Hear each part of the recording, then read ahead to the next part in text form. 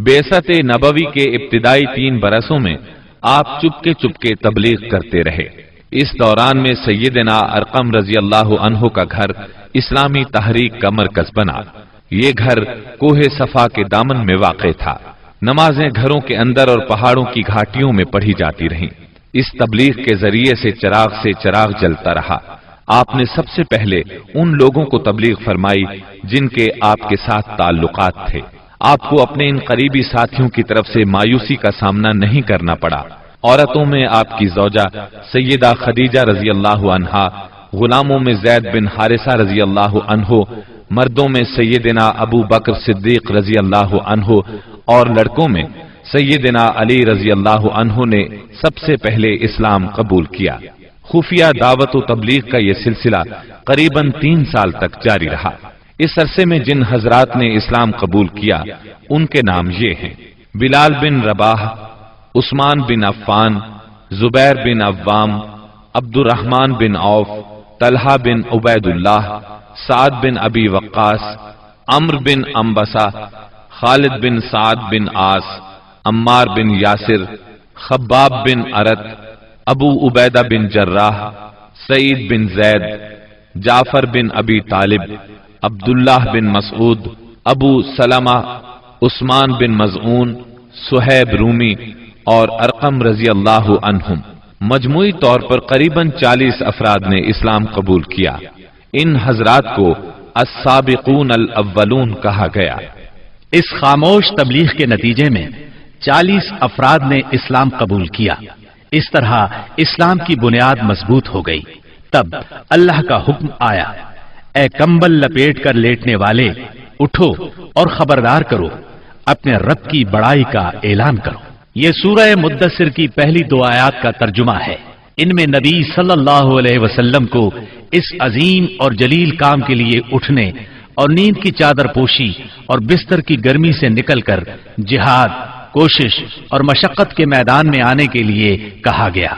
या अय्युहल मुद्दसिर कुम फअंजिर, ऐ चादर पोश, उठ और डरा। गोया कहा जा रहा है जिसे अपने लिए जीना है वो तो राहत की जिंदगी गुजार सकता है, लेकिन आप जो इस जबरदस्त बोझ को उठा रहे हैं तो आपको नींद से क्या ताल्लुक, आपको राहत से क्या सरोकार, आपको गर्म बिस्तर से क्या मतलब, पुरसुकून जिंदगी से क्या निस्बत, राहत बख्श साजो सामान से क्या वास्ता। आप उठ जाइए उस अजीम काम के लिए जो आपका मुंतजिर है, उस भारी बोझ के लिए जो आपके लिए तैयार है। उठ जाइए जिद्दोजहद और मशक्कत के लिए, तकान और मेहनत के लिए उठ जाइए कि अब नींद और राहत का वक्त गुजर चुका। अब आज से मुसलसल बेदारी है, तवील और मशक्कत से लबरेज जिहाद है। उठ जाइए उस काम के लिए मुस्तैद और तैयार हो जाइए। ये बड़ा अजीम और पुरहैबत हुक्म है। इसने नबी सल्लल्लाहु अलैहि वसल्लम को पुरसुकून घर, गर्म आगोश और नर्म बिस्तर से खींचकर तुंद तूफानों और तेज झकड़ों के दरमियान इंतहाई गहरे समंदर में ला खड़ा किया। लोगों के ज़मीर और जिंदगी के हकायक की कशाकशी के दरमियान पहुंचा दिया। फिर रसूलुल्लाह सल्लल्लाहु अलैहि वसल्लम उठ गए और करीबन 20 साल तक उठे रहे। आपने अपना चैन, सुकून और आराम छोड़ दिया। जिंदगी अपने लिए न रही, आहलो अयाल की न रही। आप उठे तो फिर उठे ही रहे। काम अल्लाह की तरफ दावत देना था। आपने ये कमर तोड़ बारे गिरा अपने कंधों पर किसी दबाव के बगैर उठा लिया। ये बोझ था, इस रुए जमीन पर अमानत कुबरा का बोझ, सारी इंसानियत का बोझ, सारे अकीदे का बोझ, मैदानों में जिहाद और दिफा का बोझ। आपने 20 साल से ज्यादा अरसे तक मुसलसल और हमागीर मार्का आराई में जिंदगी बसर की, और इस पूरे अरसे में जब से आपने वो आसमानी निदा, अल्लाह की आवाज सुनी और ये भारी जिम्मेदारी पाई, आपको कोई एक हालत किसी दूसरी हालत से गाफिल न कर सकी। अल्लाह आपको हमारी तरफ से और सारी इंसानियत की तरफ से बेहतरीन अज्र अता फरमाए। आमीन। फिर अल्लाह ताला ने आपको हुक्म दिया, फस्दअ बिमा तुअमर वअरिद अनिल मुशरिकीन, اے نبی، جس بات کا آپ کو حکم دیا گیا ہے اس کا صاف صاف اعلان کر دیجئے اور مشرکین سے رخ پھیر لیجئے۔ پھر مزید حکم ہوا، وأنذر عشيرتك الأقربين واخفض جناحك لمن اتبعك من المؤمنين۔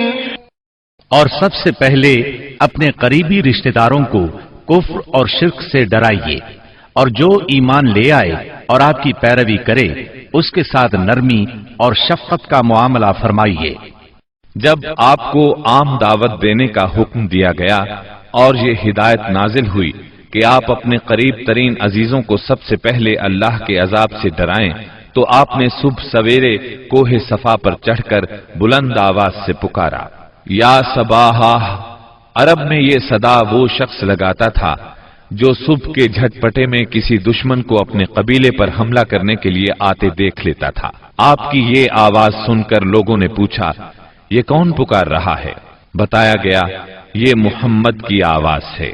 اس پر قریش کے تمام خاندانوں کے لوگ آپ کی طرف دوڑ پڑے۔ جو خود آ سکتا تھا وہ خود آیا، جو نہیں آ سکتا تھا اس نے اپنی طرف سے کسی کو بھیج دیا۔ جب سب لوگ جمع ہو گئے تو آپ نے قریش کے ایک ایک خاندان کا نام لے لے کر پکارا، اے بنی ہاشم، اے بنی عبد المطلب، اے بنی فہر، اگر میں تمہیں یہ بتاؤں کہ اس پہاڑ کے پیچھے ایک لشکر تم پر حملہ کرنے کے لیے تیار ہے تو کیا تم میری بات کو سچ مانو گے؟ کیونکہ میں ایسی جگہ کھڑا ہوں جہاں سے میں ادھر بھی دیکھ رہا ہوں اور ادھر بھی۔ سب نے یک زبان ہو کر کہا، ہم آپ کی بات فوراً مان لیں گے، ہم نے کبھی آپ کو جھوٹا نہیں پایا، ہم نے ہمیشہ آپ کو سچا ہی پایا ہے۔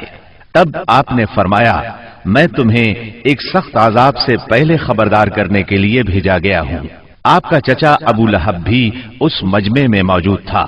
وہ آپ کا خطاب سن کر سخت برہم ہوا، کہنے لگا، ستیہ ناس جائے تیرا، کیا اس لیے تو نے ہمیں جمع کیا ہے؟ ایک روایت میں یہ بھی ہے کہ اس نے پتھر اٹھایا تاکہ آپ کو کھینچ مارے۔ اس طرح مکے میں اعلانیہ تبلیغ کی ابتدا ہوئی، لوگ مسلمان ہونے لگے۔ مسلمان ہونے والوں میں زیادہ تر نوجوان لوگ تھے۔ اس طرح ان کے بڑوں کو بہت دکھ ہوا کہ ہماری اجازت اور مرضی کے بغیر یہ کیوں پرانے قومی دین سے پھر گئے۔ ان لوگوں نے اپنے نو عمر رشتہ داروں کو طرح طرح سے اذیتیں دی، مارا پیٹا، بیڑیاں لگا کر قید کیا، چھت کے بغیر کمروں میں بند کیا، تپتی ریت پر ننگے بدن لٹایا، مگر یہ تمام اذیتیں بے اثر رہیں۔ ان لوگوں میں آزاد مرد اور عورتیں بھی تھیں، لونڈی اور غلام بھی تھے۔ لونڈیوں اور غلاموں کو ان کے آقاؤں نے شدید تکالیف پہنچائیں۔ اسی طرح موالی بھی تھے، یعنی غیر قبیلوں کے عرب، جو اہل مکہ میں کسی ایک کے ساتھ کسی معاہدے کے ذریعے سے موالی بن گئے تھے، مطلب یہ کہ ان کے حلیف بن گئے تھے۔ ان میں سے ایک سیدنا عمار بن یاسر رضی اللہ عنہ کا خاندان بھی تھا۔ ان کے خاندان کو خاص طور پر ظلم کا نشانہ بنایا گیا۔ سیدنا یاسر رضی اللہ عنہ پر اتنا ظلم ڈھایا گیا کہ وہ شہید ہو گئے۔ سیدہ سمیہ رضی اللہ عنہا جو سیدنا عمار کی والدہ تھی، انہیں ابو جہل نے نیزہ مار کر شہید کر دیا۔ یہ اسلام میں پہلی شہید خاتون ہیں۔ جلد ہی قرآن کریم میں بت پرستی کے خلاف سخت آیات نازل ہوئیں۔ مثلا سورہ انبیاء کی آیت 98 میں ارشاد ہوا، إنكم وما تعبدون من دون الله حصب جهنم أنتم لها واردون۔ بے شک تم اور وہ بت جن کو تم اللہ کے سوا پوجا کرتے ہو سب دوزخ کا ایندھن ہوں گے اور تم سب اس میں داخل ہو کر رہو گے۔ اس پر مشرکین کے ظلم و ستم میں اور شدت آ گئی۔ آپ کی ذات کے خلاف اور اسلام کے حلقے میں داخل ہونے والوں کے خلاف تیزی آ گئی۔ خاص طور پر ابو جہل اور ابو لہب نے انسانیت کی حدود پھلانگ ڈالی۔ علانیہ تبلیغ کے بعد نبی صلی اللہ علیہ وسلم نے حرم میں اس طریقے سے نماز شروع کر دی جو اللہ تعالی نے آپ کو سکھایا تھا، اور یہی وہ چیز تھی جس سے قریش نے پہلی مرتبہ محسوس کیا کہ آپ کسی نئے دین کے دعوے دار ہیں۔ اس پر ابو جہل کی جاہلیت اور بھڑک اٹھی۔ اس نے آپ کو دھمکانا شروع کر دیا۔ آپ سے سخت لہجے میں کہا، حرم میں اس طریقے سے عبادت نہ کریں۔ پھر ابو جہل نے قریش کے لوگوں سے پوچھا، کیا محمد تمہارے سامنے زمین پر اس طرح اپنا منہ ٹکاتے ہیں؟ ان لوگوں نے کہا، ہاں۔ اس پر اس نے کہا، لات اور عزا کی قسم، اگر میں نے اسے اس طرح نماز پڑھتے دیکھ لیا تو میں اس کی گردن پر اپنا پاؤں رکھ دوں گا اور اس کا چہرہ زمین پر رگڑ دوں گا۔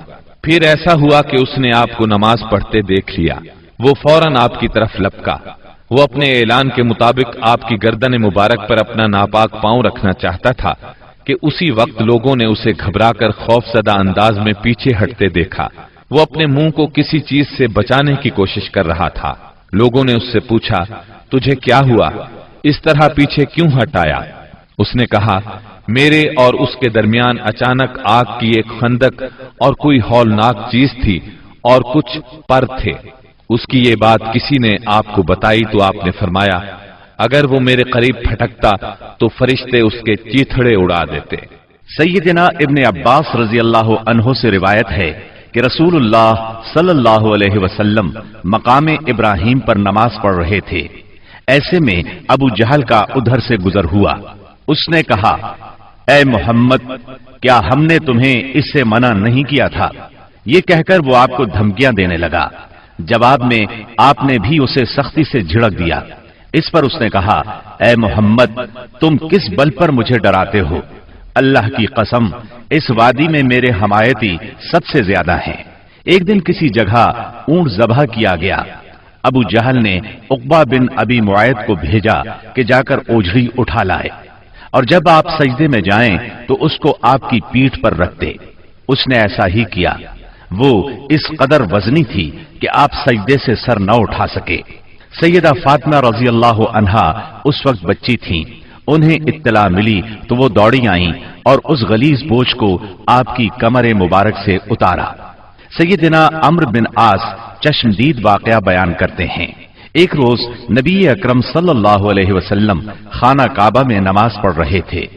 عقبہ بن ابی معیط آیا۔ اس نے اپنی چادر کو لپیٹ دے کر آپ کی گردن مبارک میں ڈال دیا اور بل دینے لگا۔ جب اس نے بل پر بل دیے تو آپ کی گردن مبارک بھنچ گئی۔ آپ اسی طرح اطمینان قلب سے سجدے میں پڑے رہے۔ اتنے میں سیدنا ابو بکر صدیق رضی اللہ عنہ وہاں پہنچ گئے۔ انہوں نے دھکے دے کر عقبہ بن ابی معیط کو ہٹایا اور ان سے فرمایا، أتقتلون رجلا أن يقول ربي الله وقد جاءكم بالبينات؟ کیا تم ایک ایسے شخص کو مارتے ہو اور صرف اس جرم میں کہ وہ کہتا ہے میرا پروردگار اللہ ہے، اور وہ تمہارے پاس روشن دلائل لے کر آیا ہے؟ ان کے ایسا کہنے پر چند شریر سیدنا صدیق اکبر رضی اللہ عنہ پر ٹوٹ پڑے اور انہیں خوب زدوکوب کیا۔ انہی واقعات پر سورہ علق کی آیات 6 تا 19 نازل ہوئیں، اور اسی سورت کی پہلی 5 آیات نازل ہونے کے بعد سب سے پہلے اسلام کا اظہار نبی کریم صلی اللہ علیہ وسلم نے نماز ہی سے کیا تھا، اور کفار سے آپ کی مٹ بھیڑ کا آغاز بھی حرم میں آپ کے نماز پڑھنے سے ہوا تھا۔ آیات یہ ہیں، كلا إن الإنسان ليطغى أن رآه استغنى إن إلى ربك الرجعى أرأيت الذي ينهى عبدا إذا صلى أرأيت إن كان على الهدى أو أمر بالتقوى أرأيت إن كذب وتولى ألم يعلم بأن الله يرى كلا لئن لم ينته لنسفعا بالناصية ناصية كاذبة خاطئة فليدع ناديه سندع الزبانية كلا لا تطعه واسجد واقترب۔ ہرگز نہیں، انسان سرکشی کرتا ہے اس بنا پر کہ وہ اپنے آپ کو بے نیاز دیکھتا ہے، حالانکہ پلٹنا یقیناً تیرے رب ہی کی طرف ہے۔ تم نے اس شخص کو دیکھا جو ایک بندے کو منع کرتا ہے جبکہ وہ نماز پڑھتا ہو، تمہارا کیا خیال ہے اگر وہ بندہ راہ راست پر ہو یا تقوی کی تلقین کرتا ہو؟ تمہارا کیا خیال ہے اگر یہ منع کرنے والا شخص حق کو جھٹلاتا اور منہ موڑتا ہو؟ کیا وہ نہیں جانتا کہ اللہ دیکھ رہا ہے؟ ہرگز نہیں، اگر وہ باز نہ آیا تو ہم اس کی پیشانی کے بال پکڑ کر کھینچیں گے، اس پیشانی کو جو جھوٹی اور خطا کار ہے۔ وہ بلا لے اپنے حامیوں کی ٹولی کو ہم بھی عذاب کے فرشتوں کو بلا لیں گے، ہرگز نہیں، اس کی بات نہ مانو اور سجدہ کرو اور اپنے رب کا قرب حاصل کرو۔